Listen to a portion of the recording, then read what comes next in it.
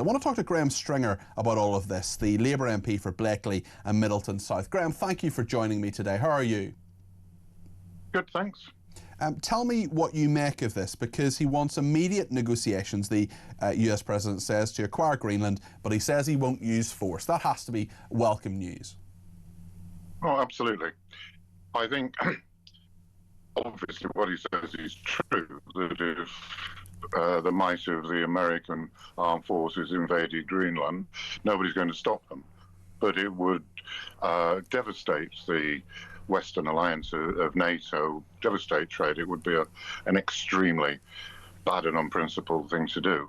On the other hand, when you look at the globe from the North Pole, and you look at the strategic importance of Greenland and the threat there is from Russia and China, for that matter, it has obvious strategic importance, and a negotiation between the Greenlanders and Denmark with the United States on how best to deal with a real problem should go ahead. I mean, maybe the Greenlanders would prefer to be part of the United States rather than Denmark. They've had we know a lot of them anyway. I spoke to an expert the other day. He said 85% of them want some degree of independence. I mean, do you think it's reasonable for Donald Trump to be making these arguments? Because there does seem to be a lot of pearl clutching in Europe when he says, oh, you can't possibly say that. And actually, one person I would say is perhaps not entirely, well, I wouldn't be in agreement with, is the leader of your party, Keir Starmer, who talks about, as Kemi Badenoch made the point today at Prime Minister's Questions, talks about the need for self-determination for the Greenlanders, but not necessarily for people in the Chagos Islands. Do you think those two, do you think that's a fair question to ask of Keir Starmer? I think it's a fair question to ask, and the answer he gave was very poor. I made the point on the debate on Chagos yesterday that what was good for the Greenlanders should be good for the Chagosians, who, as we're paying this ridiculous amount of money to give away something that's ours, the one group of people who haven't been properly considered in this are the Chagosians. Well, let's just hold your fire just for a second. I'll get more from you on the Chagosians in just a second, Graham, but I just want to go and look at a clip of Prime Minister's Questions. Keir Starmer doubling down on his Chagos and Greenland views. Let's just remind ourselves what happened at lunchtime in the House of Commons. President Trump deployed words on Chagos yesterday that were different to his previous words of welcome and support when I met him in the White House. He deployed those words yesterday for the express purpose of putting pressure on me and Britain in relation to my values and principles on the future of Greenland.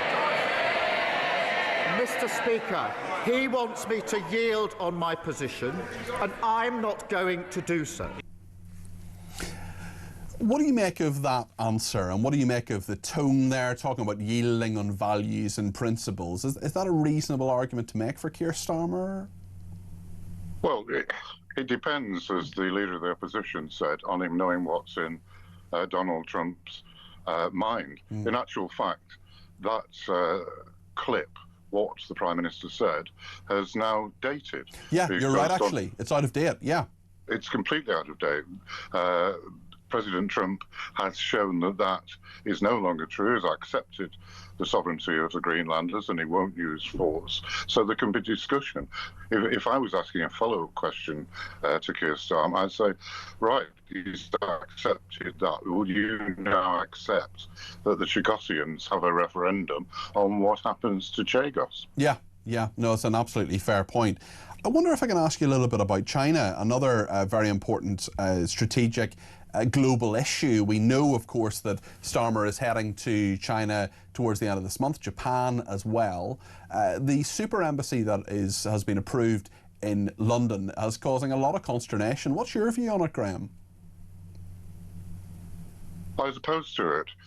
Not in my constituency, but about a mile and a half away in Manchester 3 or 4 years ago. There were people demonstrating outside the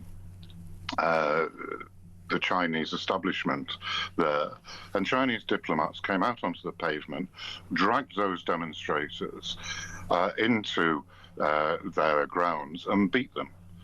And the then Conservative government didn't do anything. And I think that's representative of the huge number of so-called Chinese diplomats we have in this country. They're spies. They're not just spying on this country and threatening members of parliament who criticise China. They're spying on the Chinese community and putting threatening them that if they don't do as they're told, then they will be in serious trouble if they go back to China. So I think we should have less Chinese diplomats in this country. They're a threat to our security. They're a threat to people of Chinese origin or who still have Chinese citizenship. And we should be looking for a smaller representation, not a bigger representation. Graham, you are the Labour MP, of course, for Blackley and Middleton. There's all these rumours flying around. I've got to ask you, Reform UK delaying the defection of a well-known Labour figure. Kate Hoey says it's not her. Is it you? No. In one sense, I've been asked that question quite a lot because I agree with Reform on their European policies. I agree with them on their energy policies, but I agree with more Labour Party policies than I do with Reform, and I'm not leaving. Have you had any chats with Nigel Farage? Has he taken you for a cup of tea and said, Graham, do you know what, we think we could do business with you? No, I have not talked to Nigel. I know him from the referendum campaign, but apart from nodding to him in the Commons, I haven't chatted to him since he interviewed me some months ago on GB News. Well, so no U-turns from Graham Stringer then, unlike Keir Starmer. Graham, thank you very much indeed for joining us this afternoon. Very interesting to hear your views. As always, that's Graham Stringer MP, the Labour MP for Blackley and Middleton South.